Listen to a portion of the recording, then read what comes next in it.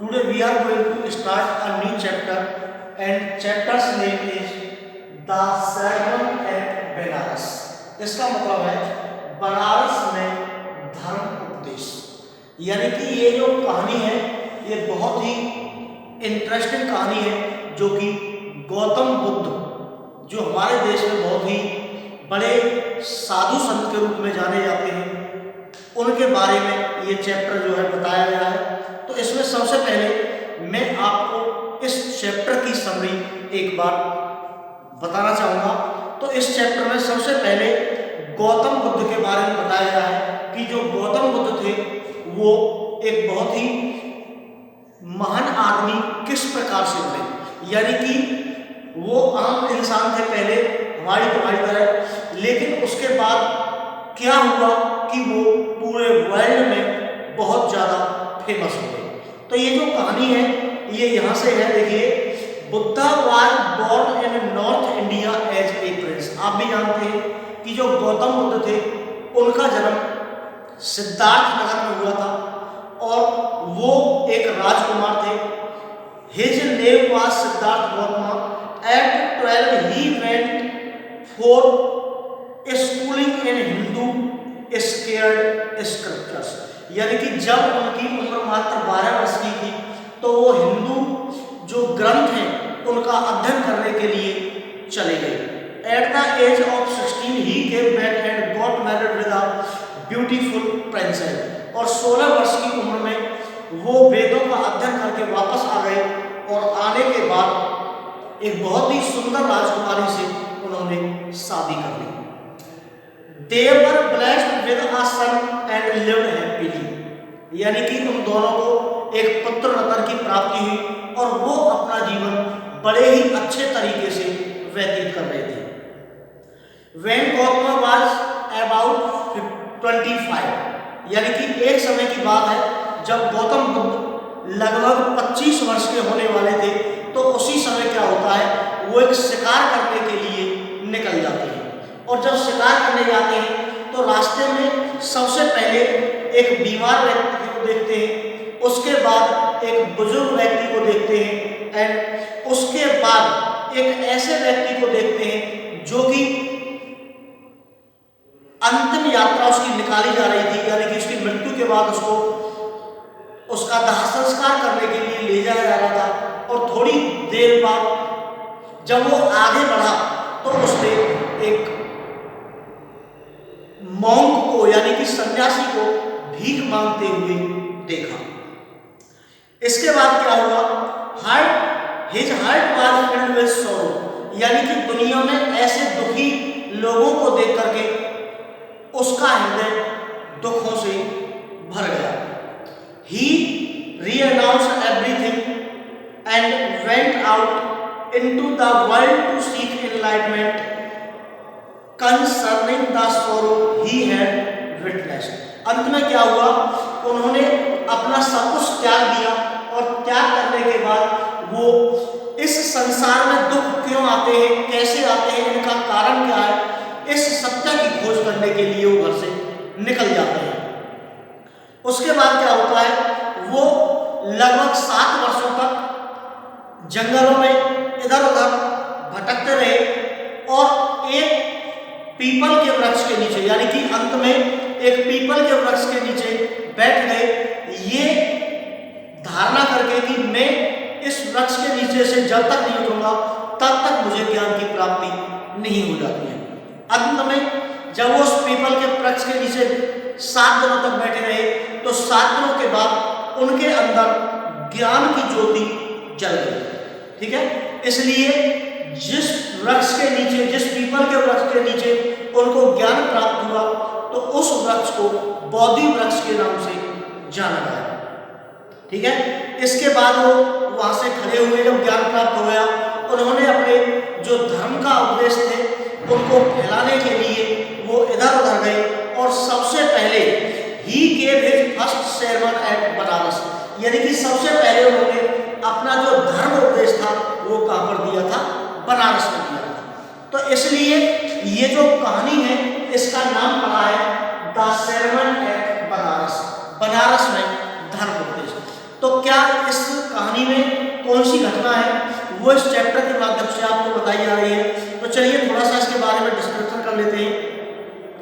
किसा गौतमी नाम की एक महिला है इस चैप्टर में जिसका वर्णन किया गया है। तो उसका केवल एक अकेला पुत्र था और वो मर जाता है, ठीक है ना। तो मरने के बाद जो किसा गौतमी होती है उसको इस बात पर बिलीव नहीं होता है कि इस दुनिया में कोई मरता भी है, यानी कि उन्होंने दुख के बारे में तो जाना ही नहीं था कि दुख चीज क्या होती है। इसके बाद क्या होता है, अपने मरे हुए बेटे को लेकर के वो पड़ोसी लोगों के पास जाती है और उनसे कहती है कि मेरा बेटा मरा नहीं है, इसको दवा करा दीजिए। तो लोगों ने सोचा कि ये पुत्र के मोह में, पुत्र के मरने के गम में ये पागल हो गई है। तो वो लोग उसको गौतम बुद्ध के पास भेज देते हैं और जब गौतम बुद्ध के पास वो किसा गौतमी जाती है तो वो कहते हैं कि तुम एक काम करो कि किसी ऐसे घर में से एक मुट्ठी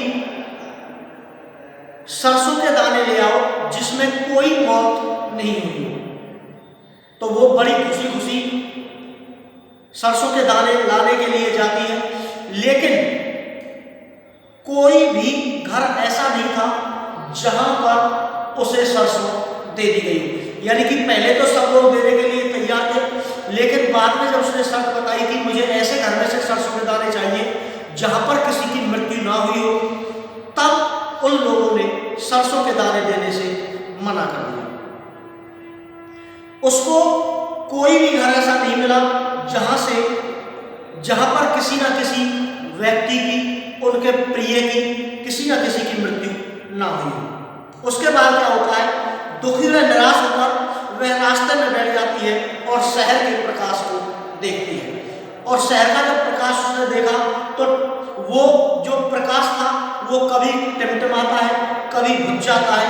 तो वह मामले को समझ गई, यानी कि जब प्रकाश टिमटिमा रहा था, कभी बुझ रहा था, तो इस बात को देख करके वो समझ गई कि हमारी जिंदगी भी फड़फड़ाती है और बाद में समाप्त हो जाती है। वह बुद्ध के संदेश को समझ गई। वह केवल अपने दुख के बारे में सोचकर स्वार्थी हो गई थी, जबकि दूसरे लोगों ने भी उसकी तरह कष्ट सहा था। यदि वह स्वार्थ को त्याग दे तो आप अमर हो सकता है। यानी कि गौतम बुद्ध ने कहा है कि यदि व्यक्ति अपने स्वार्थ को त्याग देता है तो वह अमर हो जाता है। बुद्ध ने कहा कि मानव जीवन बहुत छोटा है और वह दुख और दर्द से भरा हुआ है। मानव पके हुए फल की तरह होता है, ठीक है ना। तो फल गिर जाता है और गिर करके समाप्त हो जाता है। तो उसी प्रकार से मनुष्य का जन्म होता है, वो फलता फूलता है। अंत में जब मरने से पहले की जो स्थिति होती है वो एक पके हुए फल की भांति होती है। जिस प्रकार से पका हुआ फल स्वयं डाली से गिर करके मिट्टी में मिल जाता है, वैसे ही मनुष्य की जब एज समाप्त हो जाती है तो वह मरने के बाद पंच तत्व में विलीन हो जाता है। वह यानी कि जिसने भी जन्म लिया है वह संसार को अवश्य ही एक दिन छोड़ करके जाएगा। इससे बचने का कोई रास्ता नहीं है। मानव जीवन मिट्टी के घड़े की तरह है जो टूटता है और टूटने के बाद अंत को प्राप्त हो जाता है। किसी प्रकार का विलाप किसी के प्रियजन को वापस नहीं ला सकता है। यानी कि ये बात जरूर है कि हम किसी व्यक्ति की मृत्यु के बाद बहुत ज़्यादा गमगीन हो जाते हैं, उदास हो जाते हैं, विलाप करते हैं, लेकिन ये भी बिल्कुल सत्य है कि मरने के बाद आप कितना भी रो वो व्यक्ति कभी भी वापस नहीं आ सकता है। इसलिए बुद्धिमान व्यक्ति जो होते हैं वो कभी भी शोक व्यक्त नहीं करते हैं, क्योंकि वो समझते हैं कि प्रकृति का नियम यही है। मानसिक शांति प्राप्त करने के लिए दुखों पर विजय पानी होगी और विलाप के तीर को निकाल फेंकना होगा। अर्थात जब बुद्ध जी ने अपना बनारस में उपदेश दिया था तो उन्होंने अंत में यही कहा था कि जो साहसी मनुष्य होते हैं वो कभी विलाप नहीं करते हैं। क्यों? क्योंकि वो जानते हैं कि हमारे जीवन की सच्चाई यही है, जिसने जन्म लिया है वो मृत्यु को अवश्य ही प्राप्त होगा। तो बेटा आज हमने ये वीडियो बताई आपको। इस वीडियो के द्वारा ये जो चैप्टर है आपका सर्मन एट बनारस इसके बारे में थोड़ा सा आपको बताया मैंने। देखिए इसके मेन पॉइंट्स हैं स्टोरी के, इनको आप एक बार पढ़ लेना, मैं फोटो क्लिक करके डाल देता हूँ इसका, ठीक है, इनको पढ़ लेना। ये आपकी चैप्टर की समरी है कंप्लीट, ठीक है। कुछ इसमें पॉइंट और बच रहे हैं, वो आपके पास जो अगली वीडियो भेजी जाएगी इस चैप्टर की उसमें आपको कंप्लीट भेजा जाएगा। तो बेटा एक बार इस कहानी को आप पढ़ लीजिए। Thank you.